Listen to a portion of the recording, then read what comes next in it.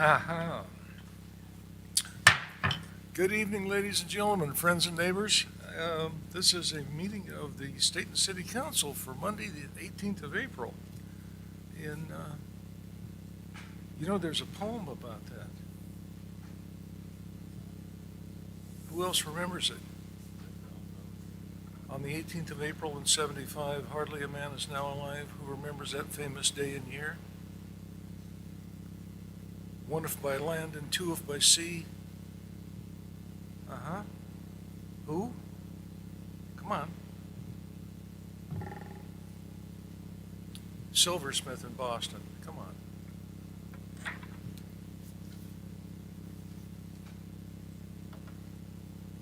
You ever heard of a person called Paul Revere? Henry Wadsworth Longfellow. Midnight Ride. Okay, got that one. Thank you. Let's see. Let's start with a flag salute, if you would, please.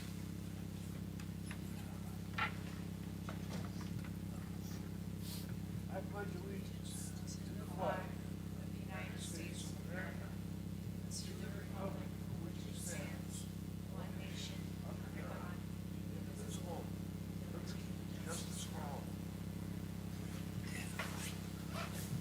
That's great that we should have meetings on these neat dates like this. This is good. Let's see, under announcements, additions to the agenda, none apparently. Declarations of ex-parte contact, conflicts of interest, bias, etc. Mr. Mayor, Go. this is Councilor Papani. I just wanted to go ahead and declare that I have spoken previously with Carmel Bielenberg about this issue a number of times. One of which was to go ahead and meet with her and City Manager Pro Tem Alyssa Angelo. So just declaring that it should not impact my judgment any more than the rest of us. Okay, all right, thank you, Counselor. All right. Another announcement, real quick, and it's on the website, I guess. The city's received its 5th in a row Best Surface Water Award in the state. And that's water that comes out of a stream rather than a well, or out of the Willamette or the lower Columbia. What else is there? That's it. Anyway, so 5 years in a row, we've got the best tasting surface water in the state. So congrats to our Public Works crew. The whole bit, our upgraded and well-maintained water treatment plant, and on and on. Okay, got that one. Let's see, under appointments, would like the council to consider affirming my appointments as thus. To the Budget Committee, Tim Singh, is he here this evening? Okay, sometimes we'd like these folks to show up and see what they look like. And besides that, to the Public Arts Commission, and trying to kind of kickstart that and get it going. A lady named Sandy Porter and Mark Cronquist, and I'd ask the council's vote to affirm those, please. So, leave it to you. Questions or comments? Mr. Mayor, I'll start with the Budget Committee if you want. Okay. I will make a motion to affirm your appointment of Tim Singh to the Budget Committee. All right. Oh, second. A motion and a second to appoint Tim Singh, affirm the mayor's appointment of Tim Singh to the Budget Committee. Is there any discussion? Mr. Mayor, this is Councilor Patty. Yes, go ahead. I had taken note in the application materials from Mr. Singh that there was an interest in becoming more educated on how our revenue is being spent in the city. I just want to encourage Mr. Singh, prior to Budget Committee, if he could, review our last year's publicly available budget document. It may help him prepare for his new position on the Budget Committee, should he be appointed this evening. Okay. All right, thank you. I'll just add to that, Mr. Mayor. I think the addition of the LOC training that we attended 2 weeks ago, that's probably, there's probably a video of it, correct, Alyssa? That's pretty informational for the new folks coming onto the Budget Committee. So there's another resource for them to reference. Okay, thank you. Okay. Anything else? Yes. Alyssa, is that available for for budget committee members? I will look into it. I know that they sent out the link and everything, so Yeah. I'll look into it. It should be, I would think. Okay. No other comments or thoughts? Alyssa, pull the council on this one, please. Sure. Counselor Patty? Yes. Counselor Ort? Yes. Counselor Quigley? Sure. Yes. Counselor McDonald? Yes. Motion passes 4-0. Okay, thank you. Would someone like to take on these other two, please? Public Arts Commission, a lady named Sandy Porter and Mark Cronquist. Something that writes. Anyone? Mr. Mayor, Yes. I'll give a stab at this. My first question, though, however, is one of the candidates, I believe, has their residence for sale. Do we know if they're going to be staying in town, or will we have to appoint a replacement to that individual if he so is appointed tonight? Okay.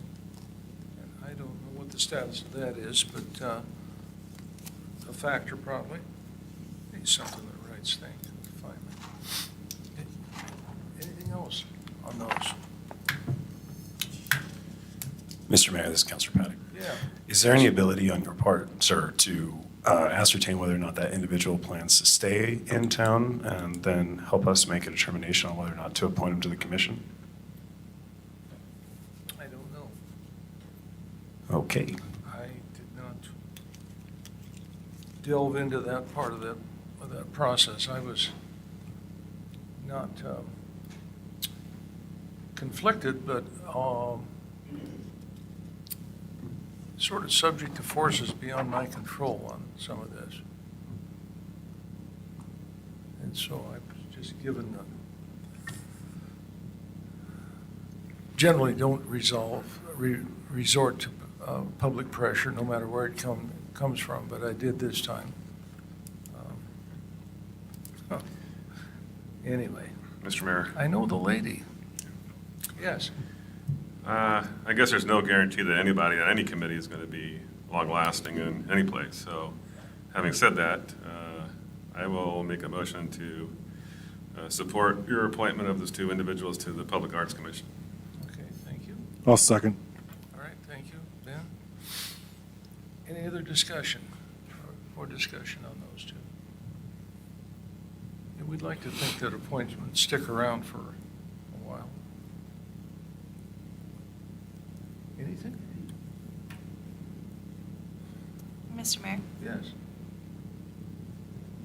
just because of your comment, do you have any concerns about your appointments to this commission? Or do you believe that they will be valuable assets to this Well, commission? I have to believe that. You know, it's always take a chance with any of these, some less than others. But yeah, I'd like to think that this is all done in good faith, and people will serve and be a positive aspect, positive support. Yes, I do. Mr. Mayor, I will say that I have seen Mark Cronquist's art, some of his photography and whatnot around town, and I think he does work, and I believe he'd be a good, well, both of them would be, based on their applications, good additions to the committee. So I'll support it. All right, thank you. Anything else?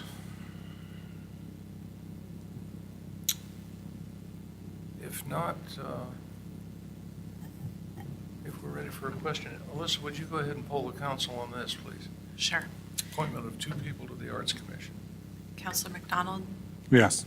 Counselor Quigley? Yes. Counselor Ort? Yes. Counselor Patty? Yeah. Motion passes 4-0. Okay, thank you, folks.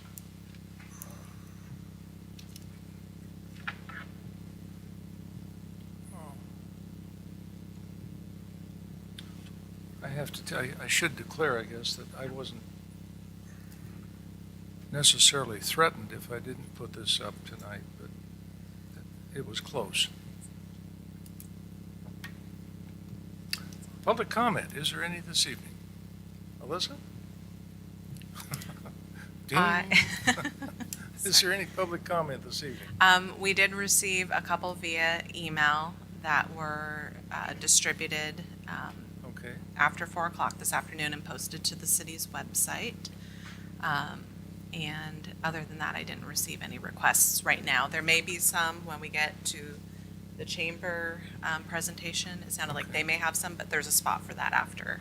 So is there anyone that wants to talk to us right now under public comment? I have not received any requests Okay. from anyone. I didn't Okay. get any green slips, no. Okay. All right. Well, we'll save that for down the road a little bit then, please. Let's go to consent agenda for the April 4th, 2022 City Council. Mr. Mayor, Yes. I'd like to make a motion that we approve the consent agenda as presented. Mr. Mayor, that is Counselor Patty. I second that All motion. right. A motion and a second to,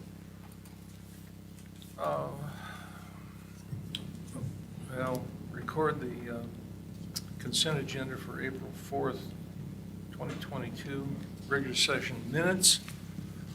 Go ahead and pull the council, please, on this one, Alyssa. Sure. Counselor Ort, Yes. Counselor McDonald, Yes. Counselor Quigley, Yes. Counselor Patty. Yes. Motion passes 4-0. Okay, thank you. We don't have any public hearings this evening. Under general business, we have a Stayton Public Library update with Jana Moser, who is our librarian, and she is ready to go. So Jana, you have it. Okay. Good evening, Mayor and Council. I'd like to give you guys an update on what's happening at the library. Closer. Okay. So the library circulation is recovering well. It's has consistently outpaced circulation at other area libraries with similar populations. So we're excited to see it heading back up towards pre-COVID levels. In March, we made more new library cards than we've made since June of 2019. Not 2020, but 2019. So we're excited to see that. I don't know where This is what Storytime looks like. In September, our children's person reimagined Storytime into an outdoor format, inspired by a forest school model, in which families walk through Community Center Park, rain or shine, and explore early literacy along the way. This model allowed us to be one of the very first libraries in the region to offer in-person story time. And you're going to see the picture on the top left up here is what story time in the park looks like. But we've also taken story time on the road. So the picture on the bottom left is story time at Hyatt Christmas Tree Farms in Sublimity. The picture on the top right is 2 weeks ago, we did story time at the Stayton Community Gardens. So you can kind of see Bob Parsons' shirt in the back left. He brought a tractor down for story time. And we also partnered with the Marion Polk Food Share, provided seeds so that we could do a planting project while we were there. So that's what story time looks like. We have put together between 150 and 200 take and make kit projects for children, teens, and adults monthly. These are projects that are intended to provide options for exploration about science and math, but also crafts, and have been a good opportunity for the library to provide multi-generational activities for families. They are gone about halfway through. If we make it all day, it's a really great, it means we did well, right? Because they're popular items. So, and those are some of the projects. The one on the top is exploring bioluminescence. And so that's why he's blue. But that's part of what we're doing.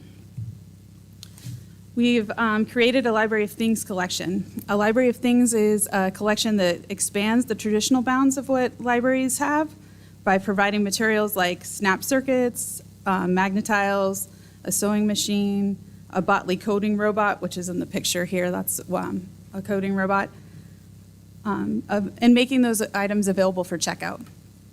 That's a project we wouldn't have been able to do without generous donations from the community, and also the support of the Library Foundation. Many of those items are already hot ticket checkout items, and the rest of them we're working on getting cataloging because the process to get them cataloged and processed is extensive. So we're working on those.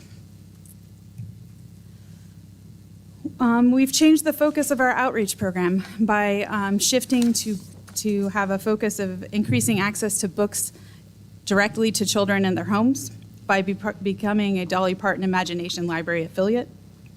So this program sends a free book to children 0 to 5 living in Stayton, Gates, Mahama, Detroit, and Idana.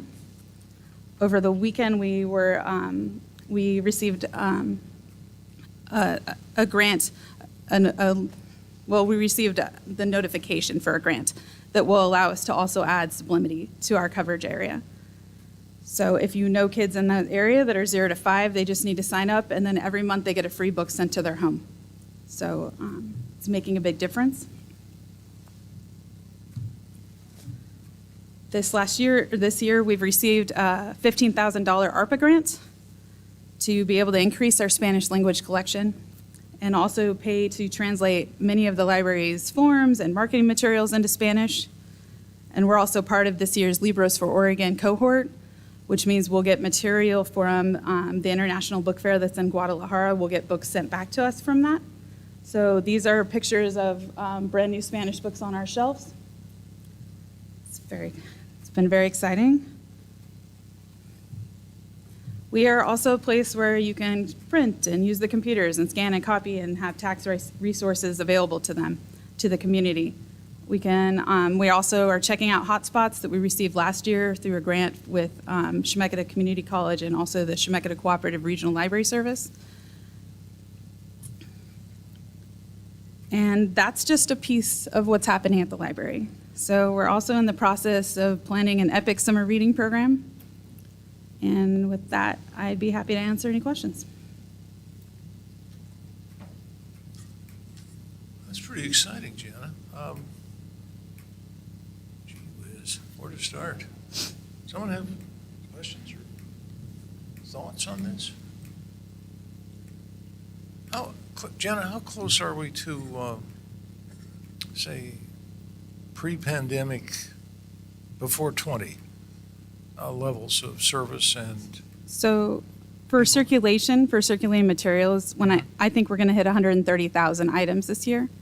In 1920, we did 150, so we're getting there. Okay. In 1819, we did 162, which that would be the last year without a pandemic, right? A last full year. But we're really, it's heading right back up there. Okay. So. All right. Other questions or thoughts? I hope you will continue to come and enlighten us with more of this on a regular basis, please. Okay. Mr. Mayor, Thank you. Okay. Do you, I just question? had a comment. Go ahead, please. I'm really excited to hear about your Library of Things. That's really cool. Yeah. And then for those out there that haven't been to our library, I have said this before, but one of the things, when I told a friend that I was moving to Stayton, she said, you have to take your kids to the library. It's one of the best places. The pool and the library were the things that people toted often about Stayton. And it really is an awesome place. So thank you. Thank you. And I'm going to go check out those things. Thank you. Okay, very nice. Good. Okay. Anything else? Janet? Thank you, Angie.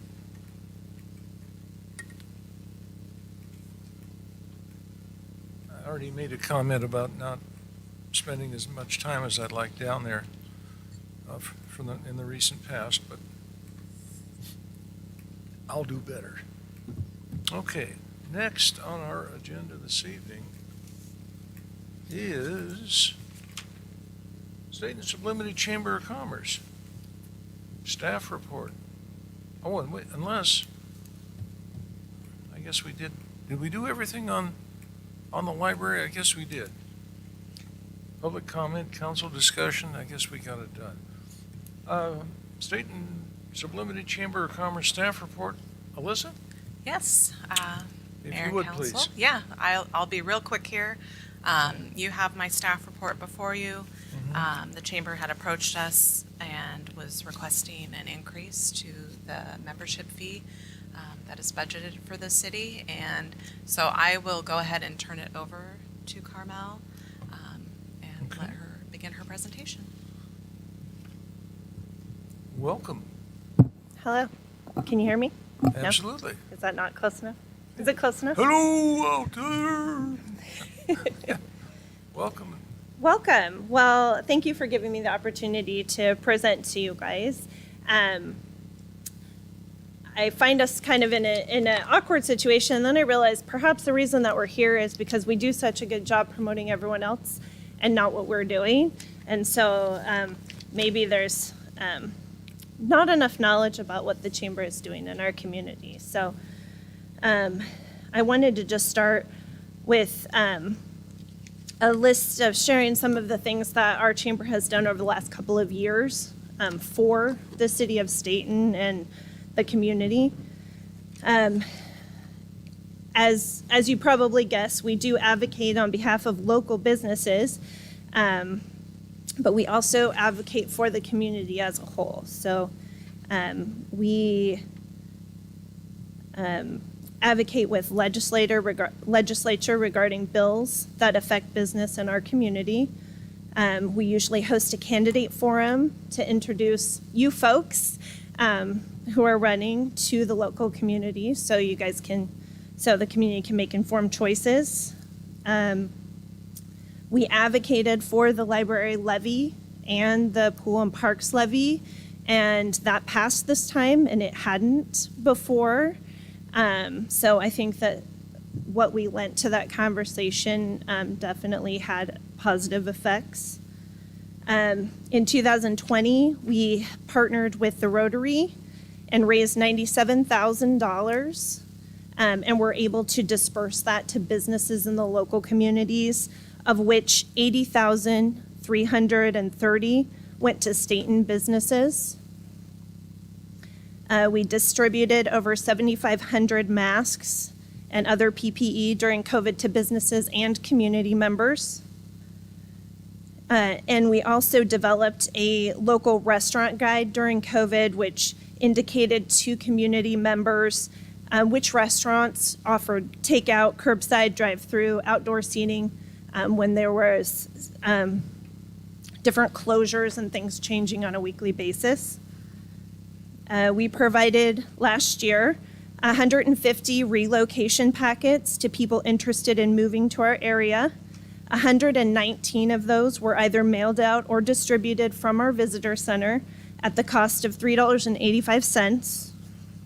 The remainder were prepared for and distributed to our area real estate partners. We produced the Chamber magazine that hits every household in Stayton, Sublimity, Amsville, Lyons, Mahama, and it's distributed to over 40 chambers throughout Oregon, and it showcases our area. We provide the only community events calendar in the region now, and we do so at no charge and regardless of chamber affiliation. We provide a comprehensive jobs database for the area and average 75 inquiries for those jobs every single week. We organize a local job fair on an annual basis where students, job seekers, and employers can connect. And last year we provided more than 75,000 referrals to local businesses, and 1,708 contact information for just the city of Stayton, like in its departments. So that's how many calls or contacts we received and gave information for the city of Stayton resources.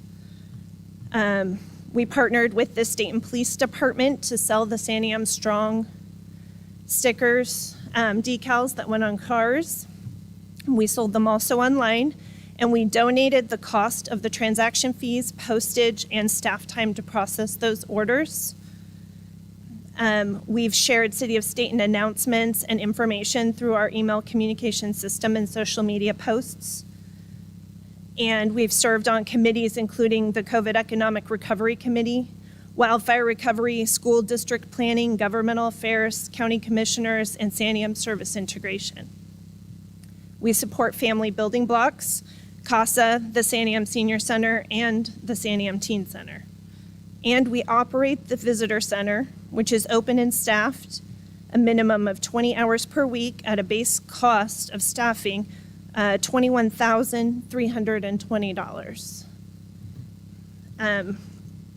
When I was getting ready for this presentation, one of the things that when I met with David and Alyssa, they had asked me to do is to kind of get some information about the partnerships between other cities and their chambers and what kind of dollars cities are providing to those chambers. So I did that. I reached out.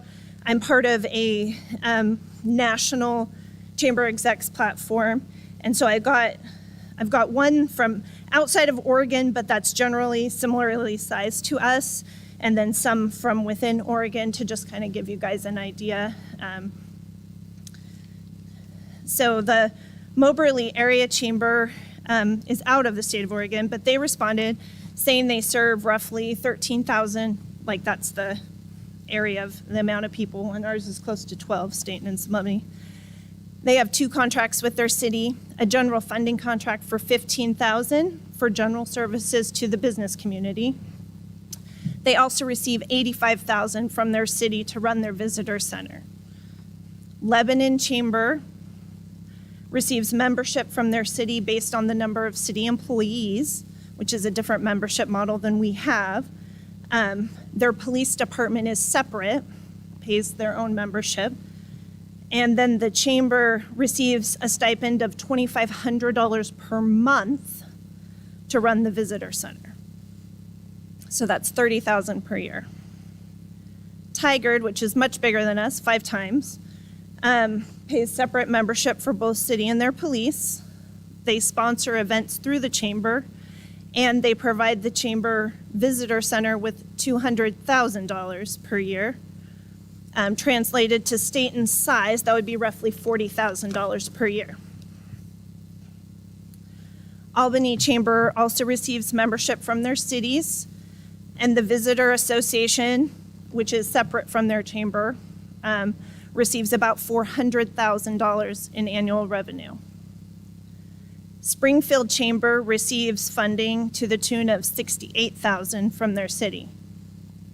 They would receive additional funding, but they also have regional tourism and sports tourism agencies that receive funding. Sweet Home Chamber responded that their city is a member and also provides revenue for operating their visitor center, and additionally sponsors all of the chamber events through their economic development funding. Only one chamber who responded to me said that they don't get funding in addition to membership, and that chamber does not operate a visitor center. I spent last week at the Oregon State Chamber Conference, and not one chamber, large or small, that was there did not receive membership or generous contract funding from their city. Any who operated a visitor center got additional funding to do so. And then I just wanted to, in your packet, I know that the city posted up some things that they felt were in kind to the chamber. And I just want to say that all city events require permit and operational planning. So that's not related just to the chamber. That's a responsibility of the city to any entity that's hosting an event. And that's a typical function of any city. So I would say that, 4th of July and the concert series, all of those things have those. So I wouldn't necessarily think that that was in kind to just us specifically. I would also suggest that we also give the city of Stayton sponsorship for that event. like sponsorship. They get to be a sponsor of that event in lieu of those in-kind things that we get as a result. We also don't charge any vendor fees for all the stuff that the police does or anything that the city sets up like we would. So they get those in addition. For the last number of years, the city police department has been able to utilize that to raise funds for the police department through like the dunk tank and different things. So they're actually making money on that event. In regards to the commercial and industrial buildings and vacant commercial and industrial properties report, the entire time during COVID, that report was not updated. I reached out and was told that that report was not part of that person's job duties any longer. So I kind of think that that's a null and void point right there. The report had been available prior to COVID, but wasn't generally up to date on a regular basis. It, got done if I requested it. The library room rental, that was something that we did use occasionally, 1 to 2 times per year. And we have not used the library for more than 2 years now. And we have alternate options, so we don't have any use for that at this point. So with that, I would just, I wanted to talk about the membership dues structure. So for several years, we've actually been billing the city at a higher amount than they've been paying. And then we get kicked back because it hasn't been budgeted, because the way your guys' budget doesn't line up with our membership year. And additionally, and I talked to David about this, but I'd been told multiple times, oh, we'll put you in front of the budget committee so you can present, and then I wouldn't get invited to that budget committee. And so that's happened 3 or 4 years in a row, maybe longer. And so it's been one of those things where this should have been increased probably 3 or 4 years ago, but it hasn't been. This year we simplified our packages, and you'll notice that the top 2 packages are the only 2 packages that include affiliated locations. So there's several departments. There's library, there's police, there's the city hall, there's planning, there's public works.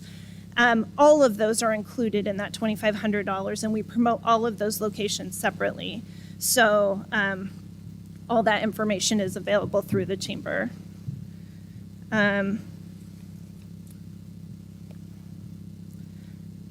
I honestly feel like, I was glad that you guys gave me the homework actually to do, the checking with other cities, because it really feels like more than just the membership fee, like we're grossly undercompensated by the city for the work that we're doing. And so I would just ask that you guys consider all that we're really an asset to the community. And what little amount is $2,500 in comparison with all of the services that we offer for the community as a whole. And I'm willing to take questions.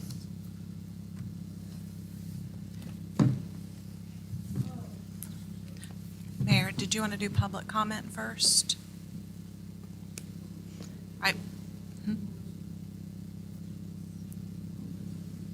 You can do it before or after.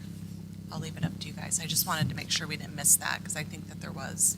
Mr. Mayor, do you want to do questions of Carmel before or after public comment?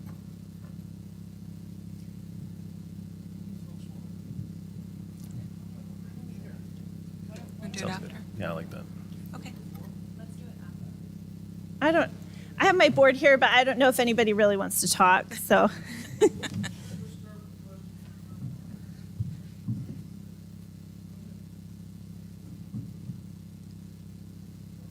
All right. Let's see. Where should we wait in here? Mr. Mayor, this is Councilor Patty. First off, I'm kind of curious about this homework that you did too. First off, thank you for doing it. Like, Yeah. I am very appreciative, and I feel like we all kind of were not quite sure what this looked like for other cities throughout Oregon. And I feel like you've come prepared with those numbers, and I appreciate that. Yeah. Now, as far as the cities that are actually getting direct funding, all right, to the chamber, what contracts or interlocutor agreements are in place that are assuring those deliverables are met by the chamber to the city and its citizens? That's what I would like to know Right. first off from that. So I think that the chambers that have visitor centers probably have a contract for those visitor centers to have kind of the numbers of the things that I shared in here. How many relocation packets, how many job searches, how many calendar event searches, how many people are coming in and asking for information, how many referrals, those kinds of things, so that they can kind of track how that's affecting local tourism. Do I have copies of those contracts? I don't. I mean, I've talked with multiple executive directors about it, though. For the ones that are just getting membership or are getting like general funding, a lot of cities just give general funding for those basic things that chambers do for businesses, because business is such an integral part of your city. I mean, if you don't have business, you don't have community. I mean, nobody's going to live here if you don't have businesses, right? So, Okay, so the thing that I'm really kind of worried about though is, let's say we increase this number, right? Okay, and then those deliverables fall off, or there's a new person in your position and they're not meeting those deliverables for the city of Stayton, yet we're still devoting taxpayer funding to your organization. That would be my concern, and before I see any funding increase, I want something in place that assures those things are being met. So just an individual counselor standpoint from what I see right off the top, I'm sure everybody else has more questions, but that's the first thing that I see is most critical to answering, is getting an agreement yeah. in place. And I would say that based on all the things that we're doing, I mean, yeah, if you wanted to pay us 15 grand, then I can see a contract for deliverables, but $2,500 is a membership fee, and you're getting the same things that other members get for that price point. And then to that, I will just say that we're not like other members. We're not a business. You know what I mean? Right, We're a we have public lots of members that are organization. So, organizations, not, we have individual members, so. Yeah, and I hear you on that. I'm sure other people have other questions. Mr. Mayor? Carmel, so when the chamber, when they're getting money, sorry, I'm processing this as I'm saying it. So when other cities are getting money, are they acting as, are they still acting as like a private entity who the city is just giving money to, or? Yes, Okay. absolutely. Gotcha. That answers my question.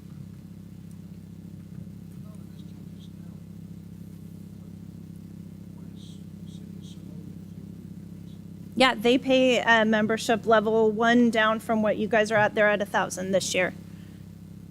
Yeah, and they're much smaller than you guys, so.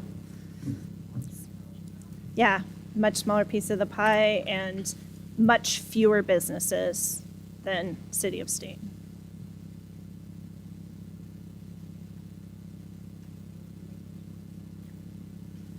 Mr. Mayor. Carmel, at some point, I want to address your email to the council, because they have some serious concerns and serious questions about it. But let me start by saying this. I think having your board here is indicative of a bigger issue. And I think there's a communication breakdown, obviously, because I feel like right now is the last minute, basically, if you will, because the budget committee starts next month. Right. And when you start off by saying, let me find it here.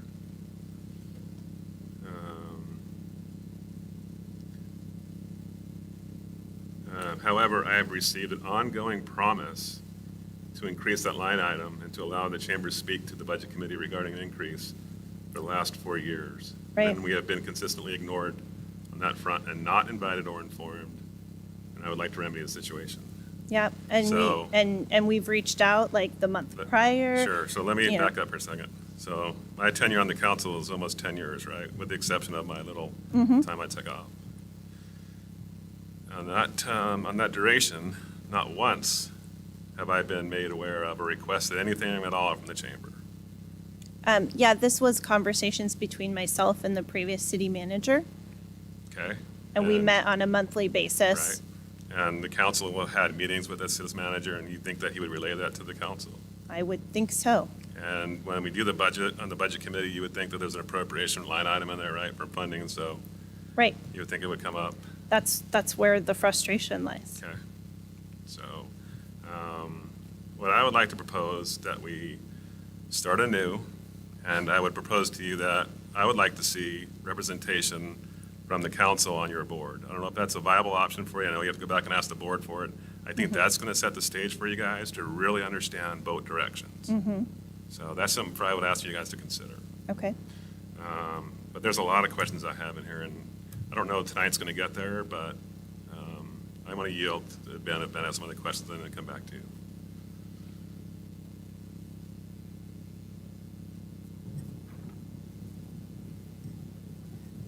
I don't know if I have so much a question. I don't. I think it's fairly inarguable the value the chamber brings to the city and the area. I like Councilor Patty mentioned. I don't want it to be a an aimless toss of cash at, Right. at Absolutely. general services rendered. I would like to see something on paper written down that we can measure somehow to say, whether we're meeting goals or not, and whether that, we can say down the road next year, the year after that, whether we think it needs, further modification in either direction. Right. I am completely open to increasing the city's line item for this, absolutely. I think the $800 or whatever it is kind of ridiculous. I'm on your side on that one. But I'm not going to give it without any strings. Right.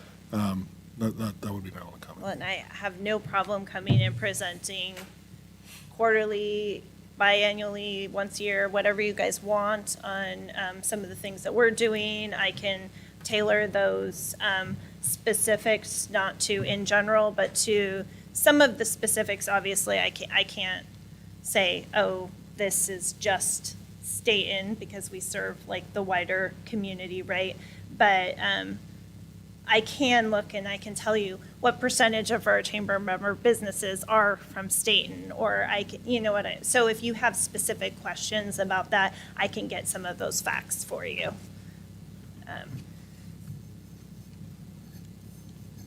Mr. Mayor. Carmel, back to your, all your research and all the other chambers and all your funding sources. I think that provides us a good overview of what's being done out there. I think part of it that's missing for me is you don't know what level of involvement Right, the city has in that chamber from their perspective, other than just giving cash, right? right. So I'd like you guys to look at that. We, as a body, we could probably look at that and ask our fellow governing bodies what their level of involvement is. But I Yeah. really think, again, to my suggestion about having some more interaction, having strength in there, that's really what we need to do. Well, and I would love to build more relationship. I mean, I've worked really hard to try to reach out to counselors from time to time about different things. And like I said, I was meeting with the previous city manager on a monthly basis prior to COVID because, we were trying to exchange information and make sure that.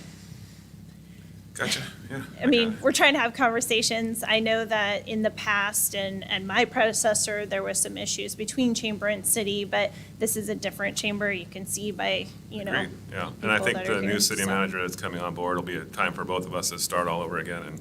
Well, and I um, get to be part of that process There too. you go. So, yeah. Right. So, and the other thing I will say is that you don't need an invitation to come to the budget committee. All these meetings that we have are public, open to the public.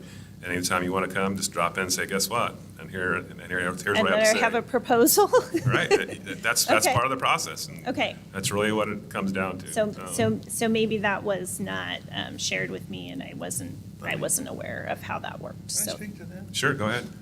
For years, in my somewhat long tenure on this thing, we would get a notice. I remember very well that the chamber would like to come to a budget committee meeting.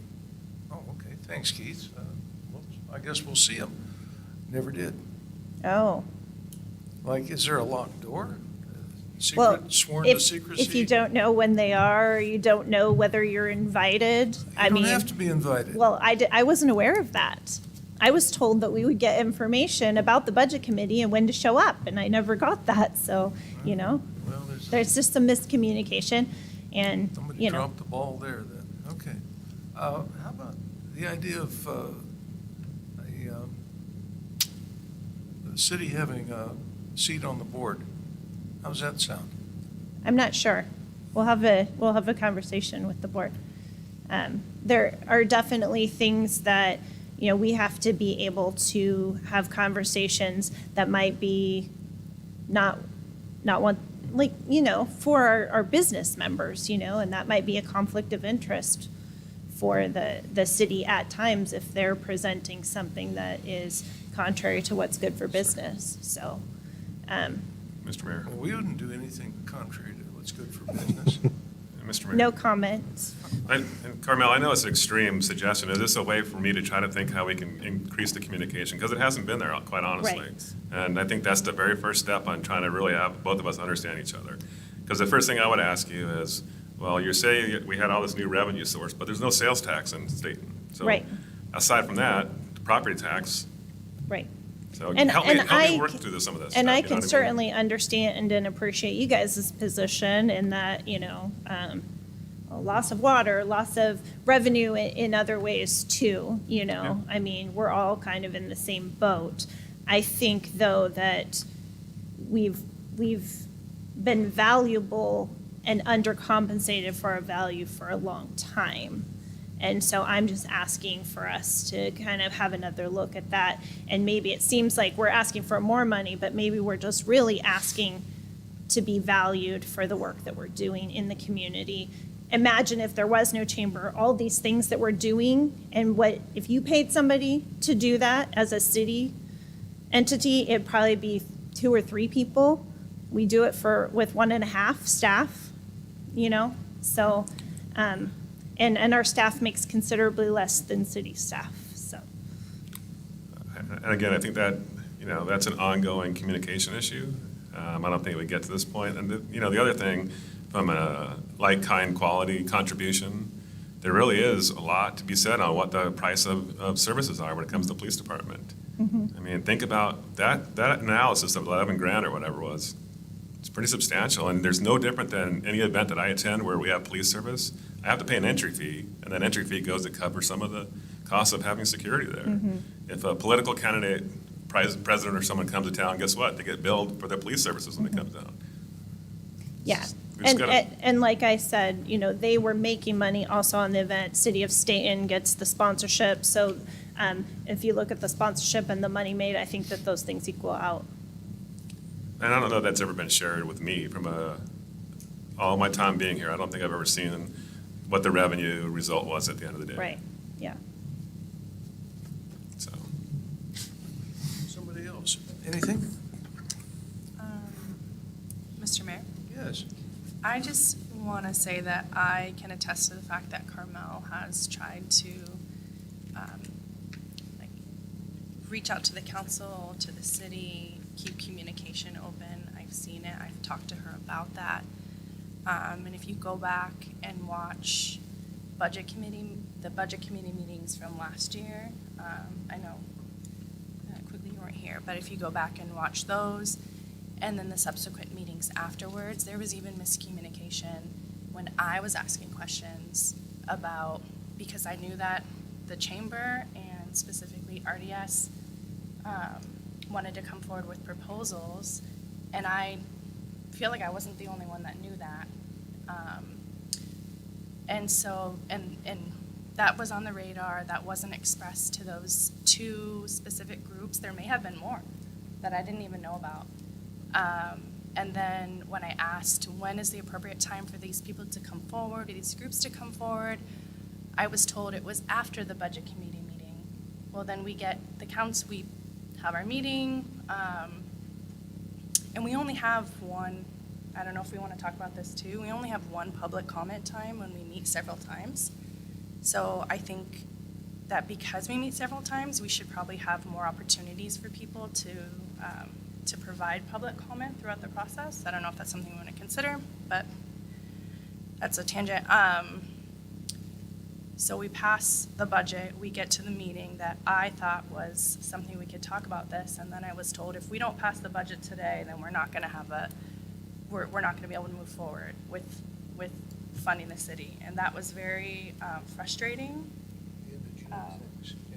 And I definitely said that because, again, I knew that there were two entities at least that wanted to come forward, and whether or not we went forward with a request is a moot point. It's the fact that we knew and people knew that they wanted to come forward and they weren't given that opportunity. And I understand to your point, Mr. Mayor, that we have public meetings, we have open meetings, but if the miscommunication is there of when, like, that those people need to come forward to make requests isn't, if you say, this is the day, this is the time that you need to come forward, if the process isn't made clear to people, they're not going to know.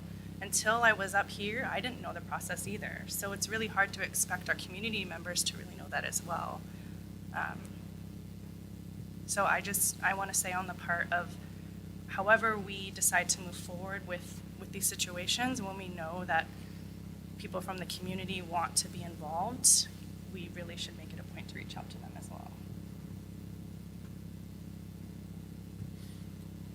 Alyssa, how much posting on those budget committee hearings is there? There's quite a bit. We're required to put it in the newspaper. It goes out in our public notices that we send out via email and post in our windows. And I believe it actually for the upcoming meetings, I think it's in next Wednesday's Stayton Mail. It'll be in the newspaper. We did, as staff, Susanna and I have discussed the agendas and really looking at when that public comment that you're talking about is going to happen. It's recommended when we were reading the ORS that there should be at least one, and we figured we would do it at the first meeting when we read the budget message. There were a few reasons why we decided to go that route. It's when we first make the budget public, people can come, do their comment, do their proposals, and we don't meet again for a week, right? And it gives the committee time to think on and consider what those proposals were, and then discuss them at the budget committee the following week. So it is something that I know that you'd expressed to me, and so we did look into that and want to make sure that is taken care of this year. Yes. Alyssa, Yeah. if I pick up my little black box that tells me everything, is it in there? Is it on there as I punch my buttons? Oh, And on your ignore phone? It is on the city's website on our calendar, yes. Okay, so is the traffic Mr. Mayor? tries to stop before I get out of, anyway. Okay, yes, go ahead, please. My last point that I want to make is that when we know that someone is requesting an audience with the city council and they've been told that they're going to get an audience with the city council, and that doesn't happen, no matter where something is posted, there's an obvious miscommunication that's happening. that's all I want to say. Okay. Other thoughts, questions, concerns? Yeah, Mr. Mayor, this is Councilor Patty. Yeah. One more thing. So Carmel, first off, I think I already did this. I fell on my sword. I apologize that you weren't in front of us giving exactly this presentation previously. And I know we spoke 2 years ago, 3 years ago maybe. Then COVID happened, right? And then all the things, right? And so Right. now you're here. And so I'm glad that you're here presenting this information in front of us today. What I will say is I really hope that your board and you consider this, ex officio member or somebody from the city essentially on your board, because that's something that we're going to want. I hope that your organization considers entering into some kind of agreement just to make sure those deliverables are there. I heard kind of your take on that, but from an individual counselor, those are the two things I really want to see here before we increase funding. So that's where I'm at. I just wanted to share that so the other counselors also can kind of maybe expand about where they're at on this issue so we can move forward. And I just want to speak to that really quickly. Again, the amount of funding that we're currently asking is a membership. If we want to do a contract and have deliverables, I think that that's a different conversation with a different dollar amount than membership, which we offer the same deliverables to every chamber member.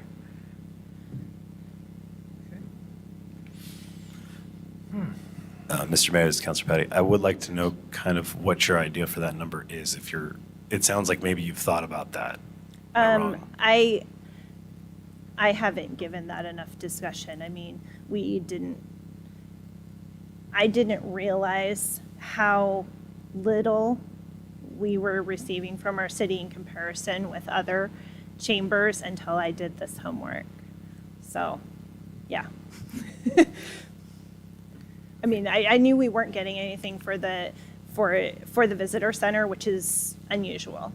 I mean, any visitor center gets money from their city, and people are just aghast that we don't receive any benefit for that. So, but as to what that number is, like I said, the staff time to keep that open for what it is, that's just basic staff time, is about $20,000. So.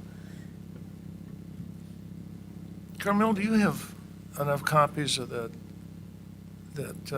numbers of those similar-sized cities and service areas that we could all have them? I did not bring a copy, but I have no problem emailing that to you if you would like me Oh, I to see. email that Please. to the council, or do I email it to you? Okay. Yeah, the Tigers and Beavertons and Eugenes that's another world. Right. It is. That's why I said, I scaled it based on the number of, in Okay. comparison to us. That's fine. Okay, I'm good. Mr. Mayor, Yes. Carmel, one more question. Yeah. Is it fair to say that the chamber, only give referrals to dues-paying members? Not at all. So when you say that you gave 47,000 referrals to local business, Yep. That's local that's business. not strictly That's not strictly dues-paying? members, no.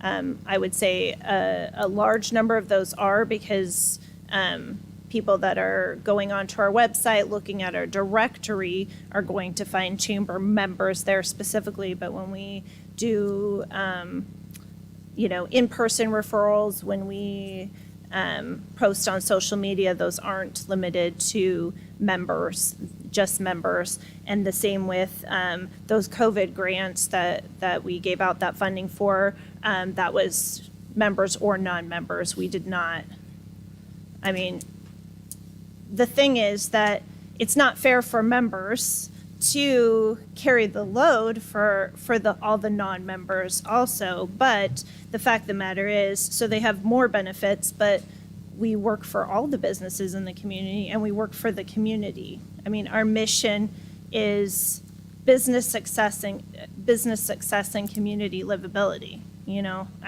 We want that for all businesses, and we hope that by providing that value, then they'll want to be members. And is City of Amsville part of chamber? So City of Amsville is not an entity. Okay. We do have businesses in the city of Almsville, but because our name does not incorporate Almsville, at this time, City of Almsville is reluctant to join said chamber. Okay. So we have been talking about rebranding maybe to be more inclusive to the wider audience. Because you go up the canyon too, right? So you said Mahama and Lyons, is Mill City? So there is a North Santiam chamber in Mill City that's smaller, and we do share many of those members. When I was talking about Lyons, Mill City, Almsville, that's where the magazine is automatically distributed to those zip codes. So, Okay, thanks. Anything else before we Mr. Mayor, move on? Go ahead, please. Carmel, I'm excited to see the Summerfest back in Stayton this year. That's all I got. And wait, can you tell us the dates on that? yeah. So July 30th, downtown Stayton. Yeah. Should be better than ever because everyone's so excited to be at a local event, right? So always the last Saturday in July. We're outside. Even in the rain. Yep. Okay, Is that it? is that it for Carmel? Okay, Okay. thank you for now. Thank you. And And can I just side note, I just want to say, Jana, that was an awesome presentation. Is she still here for the library? Yeah, super cool. So, yeah, wonderful, okay. Public comment on the past 3/4 of an hour of discussion and talk. Anyone? There's a chair and a microphone and an attentive audience. I can do more of Paul Revere's Right, but you've probably done with that already. Not much more. David Giglio. I'm the chair of the board at the Stayton Sublimity Chamber of Commerce. Could we get a name and address, please? Yes, David Giglio, 274 West Washington Street, Stayton. Cool. I don't have a prepared comment. I just want to just support everything that Carmel has been saying. I think what she laid out was a really straightforward and thoughtful examination of what the city is offering in comparison with what a lot of other cities are offering. This business community is the backbone of every city. And I think what we've done over the last 2 years supporting the business community during COVID restrictions, during really difficult times, to the tune of almost $100,000 to members, non-members alike, is a great example of that. I think the Summerfest that is going to be coming up and brings thousands, tens of thousands of people from across the state to give we heard a story this last week of how still to this day, right, the biggest day of business that Snow Peak Brewing ever had was that Summerfest. And it's true of so many of the downtown businesses. It's a great place to be able to make this community a livable and a good place to do business. And so I think that the work that the Chamber has done for events as a visitor center, which serves as a focal point to be able to provide information to every family that comes to our town, to every business that's a part here, to be able to provide that information is an invaluable resource to any community. And the question that we need to be asking too is what happens if there is no chamber? And that is a really valid question that needs to be asked. What happens to that business community, right? And the revenue growth that we've experienced in the midst of COVID has been substantial in comparison with other chambers. We have done a very good job in terms of managing our resources and growing our member base. And now what we're asking is for public investment in this shared resource that our entire community takes a part of. We're asking for that public investment to step up to the plate and to have that resource. And we're obviously going to be having discussions in terms of what does that ongoing relationship with the city look like. But to understand that at this base level of membership, to understand and to support the work, the valuable work that we have demonstrated over the last for a few years for sure, and before is, I think, a really important thing to support. So I just wanted to lend my support to the messages that have been conveyed this evening and urge increased support from the city. Okay, thank you. All right, thank you. All right. Anyone else?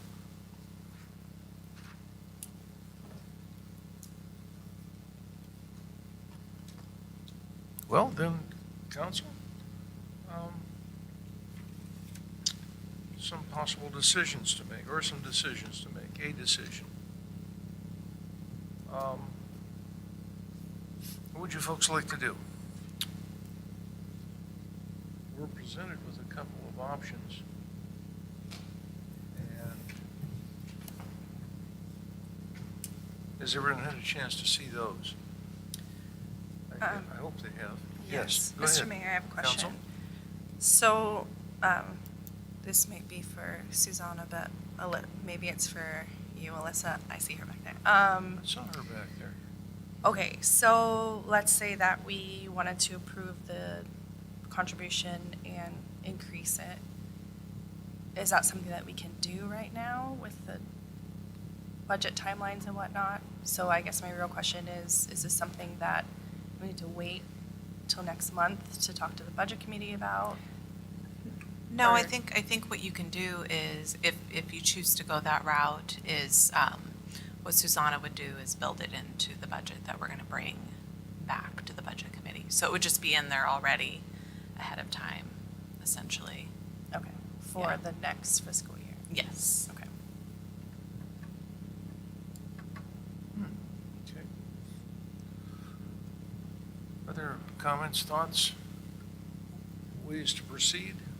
Mr. Mayor, Yes, go ahead, Brian. I think or Councilor Patty articulated it pretty well for me anyhow, and that's talking about the deliverables and what does that look like? And then Carmel also said something about an increased level. So I think I'm not ready to make any decision tonight. So I want to see that come back and maybe discuss what we all discussed about tonight and see a better way to get to that point. So, I mean, the budget's coming up. We have plenty of time, so that's my thought. Anyone else? Someone else? Mr. Mayor, this is Councilor Patty. Yes. Hypothetically, even if we were to direct staff to negotiate this agreement, I think that the things that at least myself and Councilor Quigley want to see prior to raising this amount, that's not going to be met tonight. I just don't think that we can take any action on this tonight. That's just my own take, just reading off the top here. And I hate telling the chamber to come back and that there's enough time before the next budget committee, because you've heard that before, and I hear that, right? But I still feel like we want to make this a good decision going forward and something that we can continue to replicate year after year while we strengthen this partnership with your organization. So that to be said, I want to see that in place prior to, or at least know what that's going to look like before we increase this amount. And that's where I'm coming from as an individual council member. Did you want to offer some path forward on that, Counselor? I think that depends. Maybe on Carmel's response to this next question. I'll give her a moment here.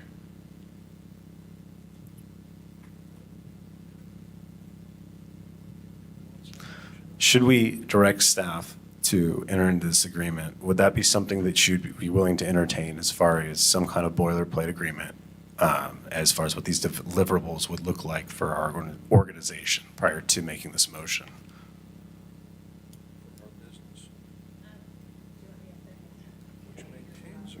Thank you, if you could. Thank you.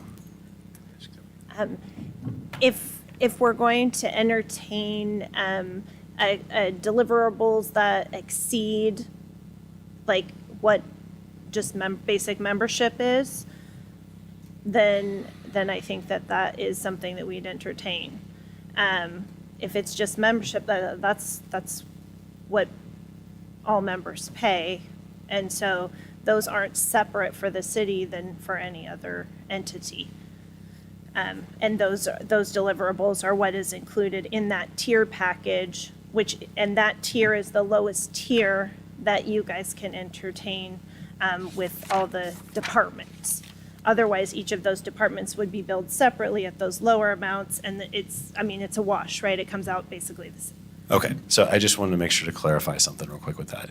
So if we were to raise this amount to $2,500 with the understanding that you would be entering into some kind of agreement with the city, you wouldn't be willing to do that as an organization. Do I have that right? So I don't yet. I think that we would not enter into a separate agreement. That would be, that's simply membership. But if you wanted to entertain an agreement in response to the visitor center and helping fund that, like most cities do, then we would have a discussion around that, and that would be a different amount. Mr. Mayor, Yes, go ahead. Carmel, you're saying that the deliverables are what's here, right? Right. And what I'm hearing from Like, I wouldn't suggest that that's a contract. I would say Sure. those are laid out for all of our members. Yes. Right, so you And pay this amount and this is what you get, This is what you get, essentially. and I'd be happy to provide you a statement showing how we met those things if that was something that you felt you needed, because we would do that for all of our members, of course. Sure. And then I feel like what I'm hearing from my fellow counselors is that you want more deliverables than this right here. Maybe, no. But, I'm sorry, hold on, come on. Counselor Patty, are you, so like, is this in the, like, the agreement states these are the things that will be delivered? Sure, this is what the chamber is going to do within this, budget year, and this is the amount the city is going to be providing. This is how it's going to benefit all the members of Stayton, yada, yada, yada. So earlier today, I made a comment to you. If somebody else is in your position, we want to ensure they're continuing to make these deliverables that are being promised to us in this brochure. And while I appreciate the brochure and it's very well done, I just want some sort of agreement in place to ensure that our taxpayers are getting what they're devoting their funding towards, you know what I mean? So, So it's not necessarily, not necessarily more than this, but just a written out agreement. I just want to make sure that I'm understanding what you're saying. Sure. So again, as far as if it's to be increased, we got a recommendation from staff that if our contribution is exceeding $1,000, we need to enter into an agreement between the city and the chamber. And so I guess what I'm saying is prior to any increase beyond $1,000, which is what they're asking for, I would like to see that agreement implemented between us and the chamber. Okay. Mr. Mayor. Yes, go ahead, Councilman. What I'd also like now, because Carmel referenced it, is departments. You're talking about each department, right? I'd like for us to query the department heads and ask them what their take is on it, what their benefit is on it, and their perception on what's been to this point and what it could be potentially in the future, and what they'd like to see out of that before we commit to it.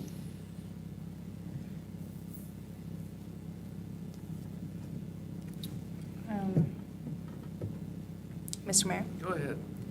Yes. Several of the counselors have referenced having a member, I don't know if I apologize, can't remember, but a city staff member on the board or someone representing the city. I don't necessarily think for $2,500 that seems like a reasonable request when we're looking at what Carmel brought up about what other cities are receiving for what they're getting in return. I would agree with Councilor Patty that if our staff is saying that we need to have an agreement in place, I don't think it's any different than what you've already have here to say this is what we will give you for this $2,500. But I'm also not necessarily, I'm also open to more of a conversation of, now that you've brought forward and opened the door of what the chamber, gives to the city as a whole and what value is there, having a larger conversation about giving more money, if possible, because of what you guys do. I would say, just right off the top of my head, when you're talking about businesses, bringing in commerce that really does benefit all aspects of our community, including every department that we have. I don't know if you could necessarily pinpoint that the chamber specifically helps the library per se, but. Oh, actually, we can pinpoint that because we take Well, there you we go. take all their events, we put them on the community calendar. We host the only community calendar on our website. So, so we share all that information out every month to, our viewership on our chamber website is 600,000 views on our website per year. I get that. Okay, I feel like I'm just rambling, but I am not ready to make a decision about this only because I feel like it's a bigger conversation to have. But I will just say, in my opinion, I don't necessarily feel like we need to have someone on the board to have a better communication, but I definitely think that is important, that we need to figure out how to do that. Sorry. Mr. Mayor? Yes. Yeah, I'm coming to the opinion at this point that I don't think that the city should have the same relationship with the chamber that the businesses do. I don't think we should be seen as just a simple member. I think we should be tighter than that. Because of that, I don't think $2,500 really moves the needle in changing the relationship between the city and the chamber. It's I don't think that really represents a change in how we are perceived to value the chamber. So, that being said, I think we definitely need to look at a different type of agreement. I also think I would like to give our city staff a chance to do a little bit of their own homework on how those relationships between cities and chambers work in other places and how they're viewed from the city side, like you did your relationship from the chamber side. Absolutely. I would like our staff to be able to do theirs as well. And so because of that, I would support something similar to our first option that we have here, which would be to direct staff to negotiate some sort of agreement. And that could come with additional funding. I don't have any sort of number in my head, but I don't believe moving from 8 to 25 is really doing anything. So that's where I'm at on that. Thank you, Ben. There's some movement from let's see, it depends on which way you sit. Far right of our group this evening. And welcome. Somebody else want to do something with that? I just don't, Mr. Mayor, I just don't think that there's we don't have a, I don't know, we don't have a consensus on what, like directing staff to do. What I would, if you, Councilor McDonald, want to make a motion to direct staff to do their research, then I would support that. I think this is a conversation that we can have at the budget committee meeting after we've gotten more of that information. Those are open meetings. And, Emphasize yeah, that. and those are open meetings, and we'd love for you to come back. Again, you are invited to come back. To any of them, all of them. But I just think that it's a, Wonderful experience. it's a bigger conversation. I feel like we can move this in a positive direction. I just don't know if we're ready to make the decision today. Mr. Mayor, Yes. this is Councilor Patty. Go ahead, I had a please. thought. What if instead of just saying, hey, Chamber, come back to Budget Committee, why don't we do this? Have staff prepare a couple different options for the Budget Committee to decide on as far as funding levels, consistent with some of the discussions that have been had here. What do you guys think about doing something like that? I like it. That would be my hope as an individual counselor here then.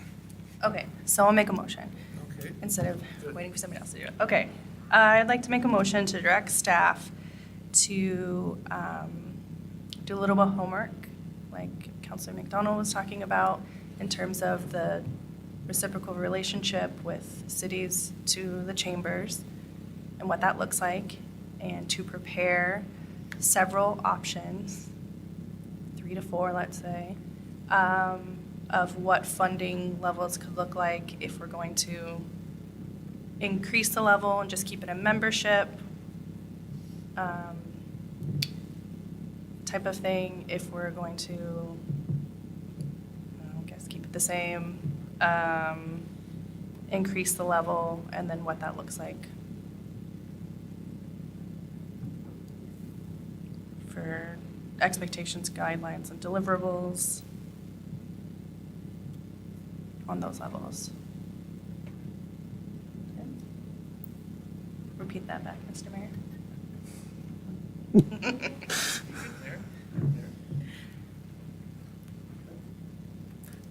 Mr. Mayor, this is Councilor Patty. I'll second that motion. Yeah.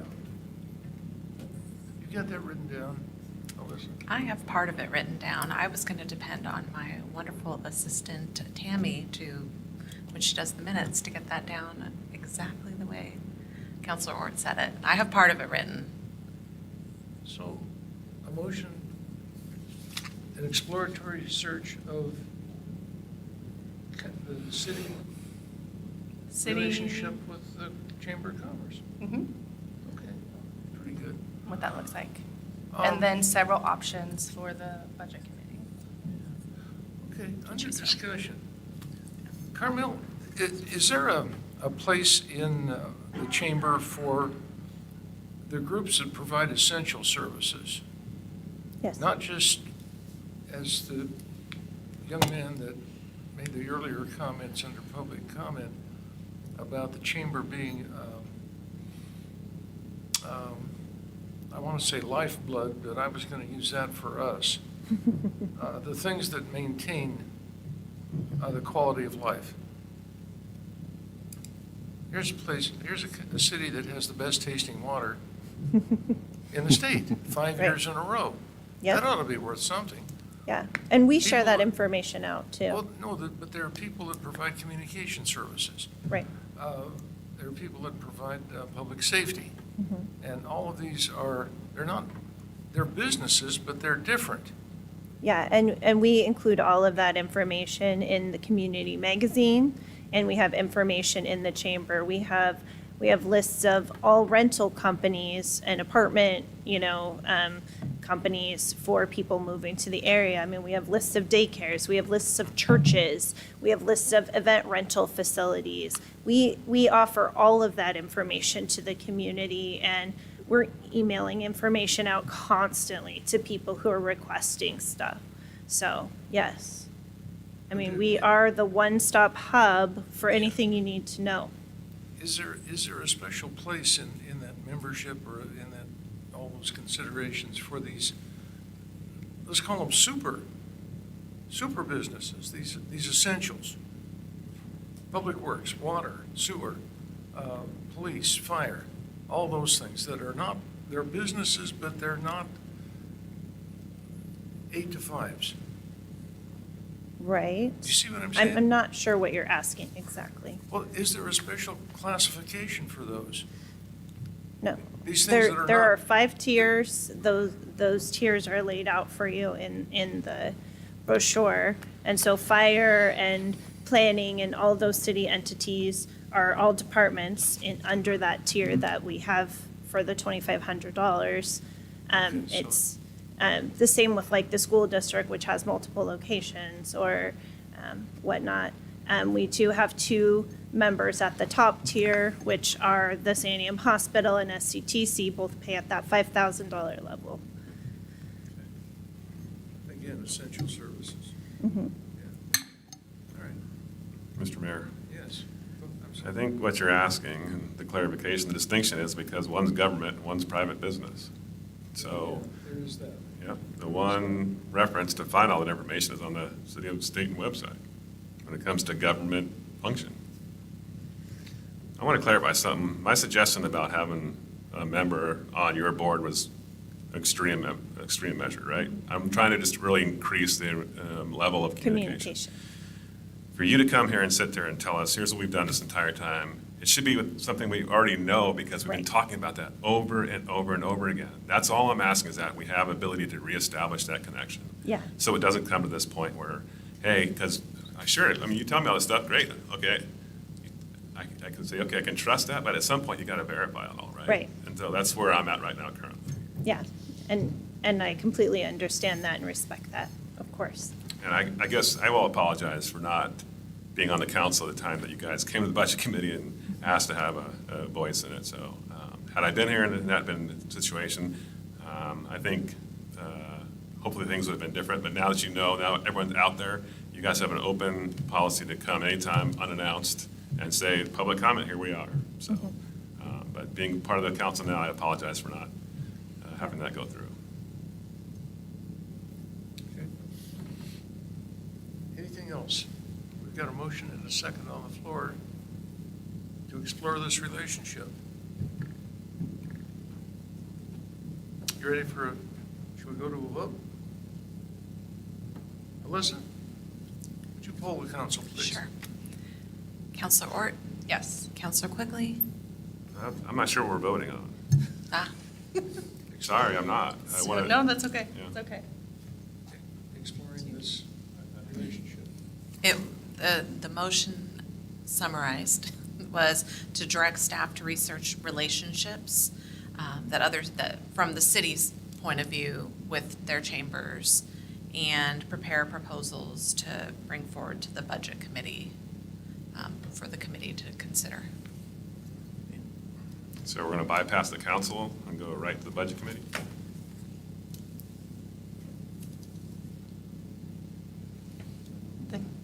Well, the council is part of the budget committee, and then the council has to approve it, Got it. too. I guess that doesn't answer my question about the communication piece. What my thought with that was,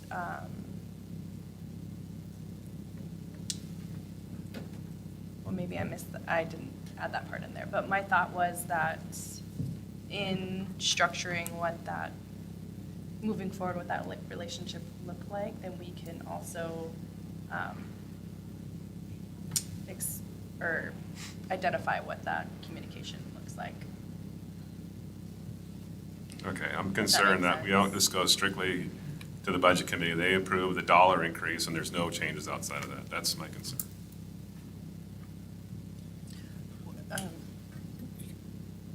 Mr. Mayor, this is Councilor Bay. So would you kind of want to see the agreement in place prior to moving that forward to the budget committee? Is that kind of what you're thinking? Yeah, okay. You can add an addendum to the motion. Well, so the problem is we haven't decided what that looks like, so I don't, but then the next meeting is the budget committee.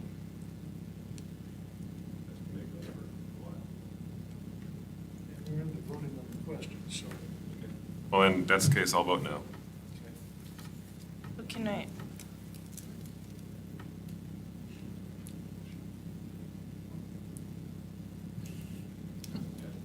Who's next? but what is the, Who hasn't voted? okay, then I'm gonna vote no if we're not gonna be able to discuss it, so. Okay. Counselor Patty? Just no. Counselor Quigley, you were in no? No. And Counselor McDonald? I guess no. Okay, Okay, so motion failed. Okay, that motion fails. okay. Okay, 0 to 4. Can I say something or no? I mean, I don't really even know where we're at right now. We just keep going back and I forth. just, Yes. I just want to say that as a chamber member, as any chamber member, you have open communication with the Chamber of Commerce. You're able to be at all of our functions, you know, and so, and you can ask us any questions. So even at the level of just, you know, being a chamber member, you have that open communication with us. I think we're not so much in disagreement about the spirit of what we're trying to do as to the kind of just the procedure Okay. of how we want to do this. Okay. So, Yeah. Just making sure. So I see, Counselor Cooley, I see what your point was about the having, you know, someone on their board, because there was some communication breakdown, but if, I don't know if you have a suggestion on what that looks like so we can keep, because I guess my thought is even, let's say you were talking about, well, you were talking about these things, why didn't the council know about it? Well, because it was one person getting the information and then not disseminating it, well, that can still happen. Sure. So let me propose something then. Again, the board member thing was just a far reach to try to resolve this. How about we go back to making liaisons on the council, which we've gotten away from, right? We had school board liaison, we had parks, we had et cetera, et cetera. How about we propose that we have a liaison right now when the board's here, when the majority of their board's here, and let's put that in place and let's get the first step going. That's my suggestion. That would be great. We had been told we had a liaison, and then that person never reached out to us. And I've reached out a couple of times, and that was the end of that too. So, Yeah, if you remember correctly, I know it's been within the last few years since you guys were on the council, but there's that we had come up with like groups, so it wasn't necessarily just the one, right? Like that you're only with one group, but definitely could be something. Usually we revisit it and, yeah, just, I don't know, Yeah, but so. yeah. I think with COVID. I don't care whether you maybe do it groups or individuals, I want to get something resolved so we can reset, especially when we have a new city manager coming on board and we gotta have that piece in place.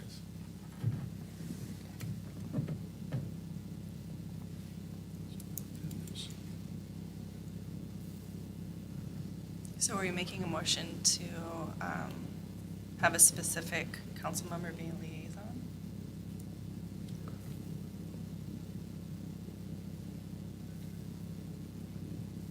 Then we gotta, who's looking me in the eye? That's it. I guess that was my suggestion, yes. Someone with lots of extra time. Yeah, that. Okay, Mr. Mayor, this is Councilor Patty. I guess I'll be the one making this motion. First off, I would like just to motion that we designate tonight a liaison with the Stayton Savoni Chamber of Commerce that would be on council. In addition to that, we direct staff to, I think the word was explore the relationship, at least from the city side, between us and the chamber, and then begin formalizing this agreement and what this would look like, and then bring that back with varying degrees of funding levels to the council prior to budget committee. Would that satisfy you there, Councilor Quigley? Sure, but there's not enough time. The next budget committee is May 2nd. That's the same day as the council meeting, which was been canceled because of budget committee. Right. Okay. I'm going to second it so we can move forward to discussion. So, Oh, motion and a second, discussion. okay, Mr. Mayor? Yes. So what if at the council meeting, when we have those different motions or suggestions of levels, if it says, like the budget committee can pass that dollar amount, like, what's the word that I'm looking for? If we come to if the council and the chamber come to an agreement. So it can happen afterwards, and we can say, yes, we'll give you this money if we can, if we can agree on terms. We Whatever have that done looks that, like. right, in the past. It was spelled out in, I went and looked, it was maybe the 18-19 budget or 19-20. They all run together. But there was language within, I think, maybe the budget message that the money was budgeted there, but it was essentially subject to a agreement being reached between, so the money is budgeted, but it doesn't necessarily get spent unless there was an agreement reached between the two parties. So is that a motion? Well, that's There a is a discussion on the motion, motion. yeah. Discussion on the motion, okay, good. Mr. Mayor, this is Councilor Patty. I had a question for Alyssa real quick. So Alyssa, would you have some kind of carve out in the annual budget for this? Is that kind of how you're envisioning what that would look like then? If that's what the council wants. I Okay. mean, we can make sure that the funding is there and available, and I guess, it would be nice, and maybe Susanna might have more to add to this, but to have an idea of how much. I mean, we are limited. Are we, I guess, looking at the 2,500? Are we looking beyond that? Like, we want to make sure also that we don't have to come back and do some sort of budget change later. So that would be kind of my input. Go ahead. Brad? Carmel, do you have an official, membership submittal from the city somewhere? I'm trying to go back in my mind and figure out at what point did the city actually join the chamber, and is there some document or? I'm sure that there's, a membership application. Yes. Yeah. Because this is, like I said, on my tenure, this is the first time we've ever talked about this. Yeah. The entire time I've been on the council.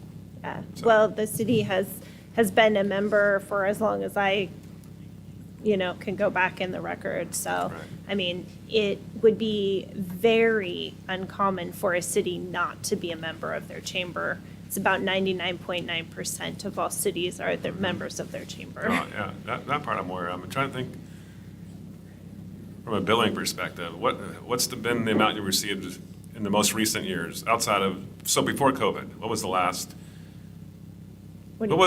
payment you received that put the city in good standing? Does that make sense? Right. $7.99, is that what it's? Well, $7.99 was what was being paid, and then we had moved that amount up, but that hadn't, we moved it up, but then it hadn't been paid the last several years, so we just accepted the $7.99. We don't, we want to have a good relationship with the city. I know, that's why I'm you know. asking you if there was a membership application showing what the amount was being, the dues and all that. That's. Yeah, and we send out the membership application or update that you got in the packet tonight. So each year in November, we send those out for the next year, which doesn't line up with where you guys, set your budget, unfortunately. yeah. And we don't necessarily know in May what it's going to look like the following year. We have direction that we can increase it every year for our members, but we don't do that. And we held off for 2 years during COVID and didn't increase the overall structure of our packages until this year. So, even though it was overdue, but we wanted to, work with everybody within, what they could afford for that. So, we did offer an optional fee for members last year because we didn't have the option. We chose not to increase dues, and 85% of our members paid the optional fee. So, I'm not sure whether the city did or not. I don't think so.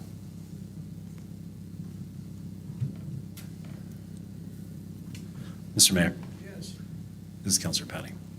I'd like to make an amendment to my motion. While staff is considering the agreement, that amount, at least for the time being, should not exceed $2,500 for now. My thought is, should we enter into conversations about it being more than that and something along the lines of a visitor center or an increased amount? We can come back to this as a budget adjustment later on in the year if that's something we want to do. But at this juncture, maybe the $2,500 is sufficient for the limit in drafting this agreement.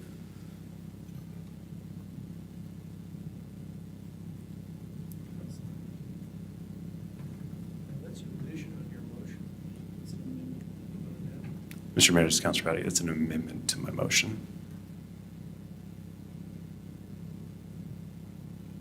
If I second it, then we're going to discuss the motion, correct? The Yes. amendment on the emotion. Yes, Yeah. the amendment. Okay, I'll second to move the discussion. Mr. Mayor? Yes.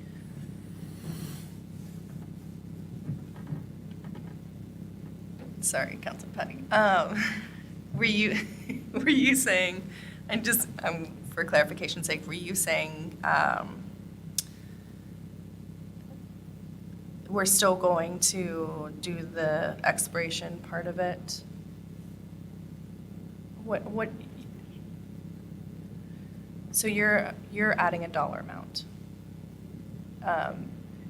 but everything else stays the same? Are they still giving us options at the budget committee meeting? Or is it only? Well, I said not to exceed that amount, so Yeah. I would like options, a couple different ones and what that might look like, just to choose from and consider and discuss and deliberate on. But I mean, yeah, the 2,500, just to make this easier for budget committee documents and what the limitation is going to be on that line item. It sounds like maybe we need to set that for now, and then if we want to increase that, we would set that as a budget amendment down the road, just because of time constraints at this point. Alyssa, would it be, so if we, at the budget committee, let's just say that we decided to give more, would that be, what did you call it? I'm sorry. Yeah. But would that be a budget amendment to the document? So when we're reviewing, on May 2nd, we hand out the budget document, and that's also the day that we'll accept public comment proposals for the budget committee to consider. Then the following week is when we come back, and that's when staff reviews the budget with the committee, and you guys will have a chance to potentially make recommendations or changes. My guess is we'll come in right with at least having that 2,500 in the correct line item where Susanna tells me it needs to go. And then, yeah, I mean, yes, you can change things when we're at the budget committee. Okay. And so I guess the goal at the budget committee is at the end that the committee's kind of somewhat finalize the budget, and then it goes to the council for that final approval. And at that point, you try to have it all kind of tightened up and ready to be adopted. Okay, Hopefully that and- answers your question. Yes, so follow up, so that like line item can have like an asterisk next to it, subject to an agreement Yeah, with the and- council and And I the can chamber. even, as we start finalizing the budget message, we can put that language right in the budget message, similar to how it was a couple of years, however, a couple of years ago feels like it was, 2018, so. Yeah. But how it was written into the budget message prior. I don't suppose anyone else sees this, but we're drifting. Can I just ask a clarifying question or comment? Yeah? Yeah, let's drift some Mr. more. Mayor? Let's drift on. I know that Councilor Patty is suggesting that the top number be 2,500, but in order for the city to be a chamber member, that is what they have to pay. That's the level that must be met. That's the minimum, not the maximum. So we can't have options below 2,500. You just would forego membership. Mr. Mayor, Councilor Patty, just to kind of explain what we were talking about here before that. We were discussing whether or not that number should change and what that would look like. So that would be through a process of a budget amendment, like through the budget committee. So what we're talking about is, should that be the case, and we just discuss that, an agreement would be put into place. And then at that point, we would come back and revise the budget and do a budget amendment. That's kind of what I see this going forward as. I think Councilor Ort is of the same mind, maybe, am I correct on that? But that's how I see this going forward at this point, since we have budget committee coming up. Okay, so we've got, So my thought with the 2,500 was that would be the placeholder to direct staff to put in there. Just like that's what we're gonna put in there for now. Subject to a conversation with the budget committee after we get all the information. Just as a placeholder amount for Susanna. So are you saying you would like to increase that to a higher amount? I guess I'm not understanding what your point is. I'm sorry.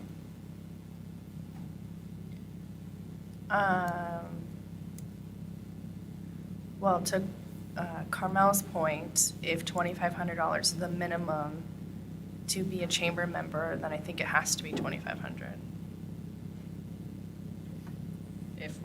And that's what we, I'm confusing myself as well. Mr. Mayor, yes, I think essentially what we're doing is we're approving Chamber's request for $2,500 with the understanding that we're also going to come back and look at a potential secondary agreement for visitor center, whatever you want to call it, whatever services rendered we decide to put on paper, that could potentially result in a budget amendment to increase that amount. And subject to our contract. Right. that's what's happened, folks. We've Yes. wandered off in two directions here. One, the relationship, and one, a monetary amount.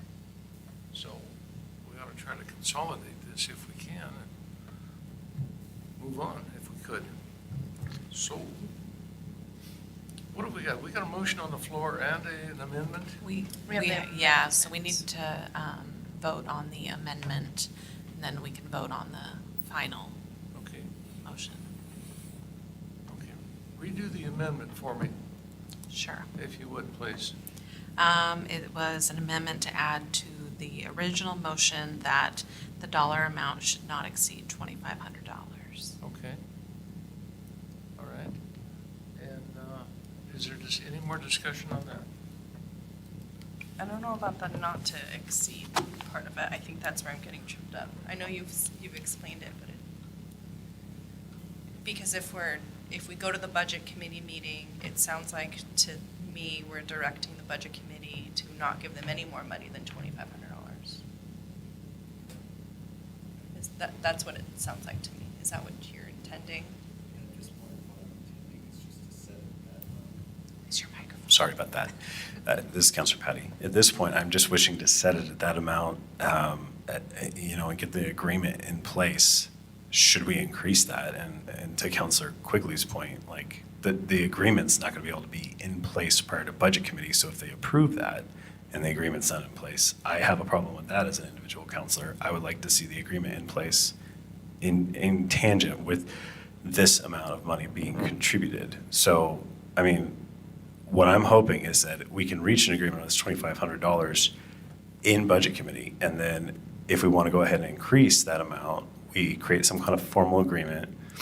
And then I don't think we're going to have time to do that prior to budget committee. So I'm hoping that after budget committee is completed with their process, if there's more to be done on this and we want to increase this amount, then at that point, we come back here and do a budget revision. So that's kind of what I saw this going as, and it sounds like maybe we're in a couple different directions, you know what I mean, for individual counselors. So I just wanted to go ahead and state that all out there. Yeah, I mean, I think we're all kind of saying the same thing. I don't know why there's so much confusion on this specific language, to be honest.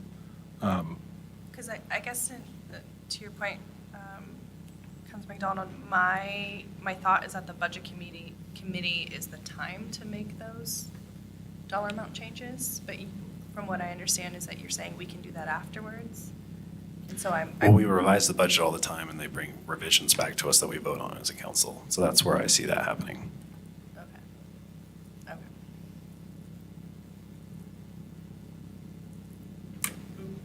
Folks, we change numbers within budgets all the time. Supplemental budgets, it's, you know, how many this year? So I understand that, but also we're talking about something, you know, if we're talking about having a good relationship, you know, if we say, oh, we'll get to it, well, this is why we're in this situation, because Carmel's been said, oh, we'll get to you.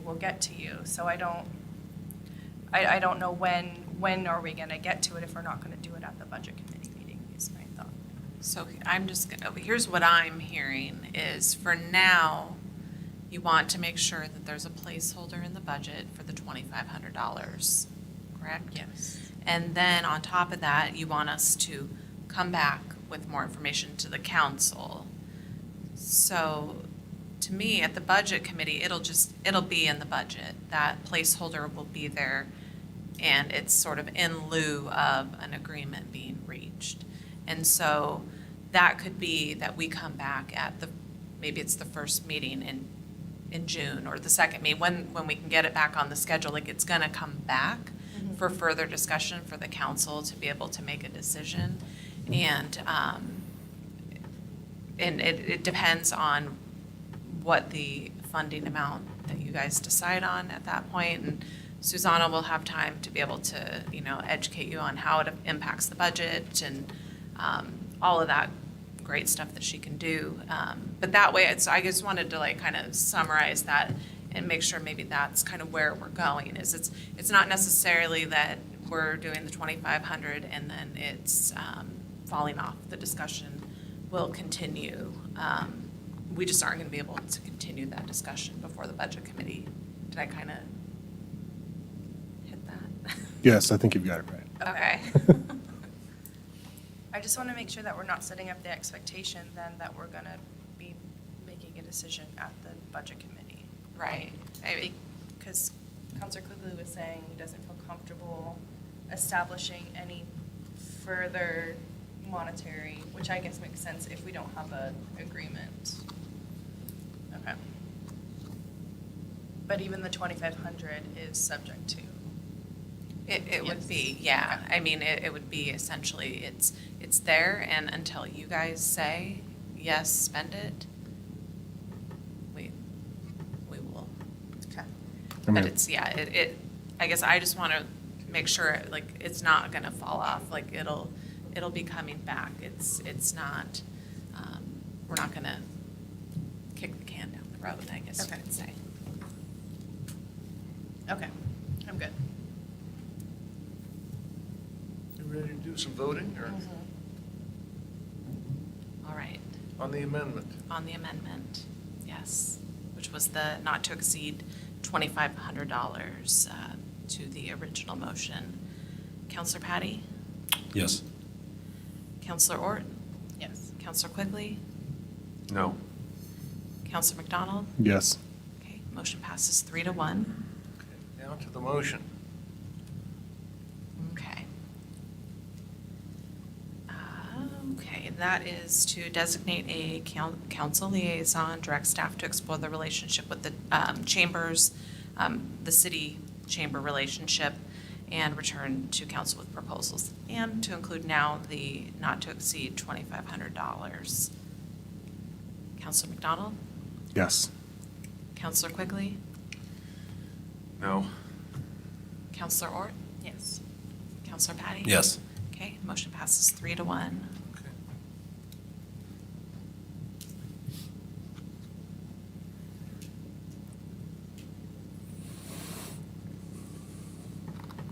We're going to feel like we spent enough time on this tonight when Public Works comes in with $500,000 requests. I hope. Okay, thank you, Carmel, and folks, for Thank you all. I appreciate your time. your evening. Yeah. Thank you. $500,000, we're getting a deal on something if it's $500,000. Yeah, wow. Okay, communications from city staff. Yes, Mayor, I do have communications tonight. Well, go ahead on it. All right. This is really for everybody that's out here. And next Tuesday, April 26th at 6 o'clock, right here in the community center, our candidates for the city manager position will be here. And Jensen Strategies, our recruitment agency, will be hosting a reception and for the community. And so we are inviting our community members out to come spend an hour and a half and meet the potential candidate, or they aren't potential, they are the candidates for the city manager position. So that's next Tuesday, 6 o'clock, right here at the community center. Okay, thank you. What else? I think that's all we've got. Okay, I don't have anything this evening, other than the water thing, enhancing our community. Counselors? Mr. Mayor, this is Councilor Patty. Yeah. Yes, regarding the email we received, I guess this was last night, about Lambert Lot 6, I just wanted to encourage other counselors, if they haven't had a chance to review this email regarding the potential easement approval over there in the Lambert subdivision, definitely reach out to the city planner and the public works director regarding this issue. I had a chance to visit the site that's referenced here, and I think that those conversations would be pretty illuminating on this request, and I'm not prepared to move forward any kind of request for an easement in that area based on those conversations. I just wanted to state that to other counselors in case they wanted to do some research on that. Okay, thank you. Yeah, I haven't seen that yet, but that's an email that was, Yeah, an email. is it in our, I did not receive a copy of that email, Mayor's, but I'll I forward you know the one. council, thank you, Councilor Patty. well, then it's out there somewhere. Okay, I'll get to see it at some point. Other thoughts, questions? Anything? Is it too early to go home? Nothing else, let's adjourn. Good night, thank you. We'll do it again.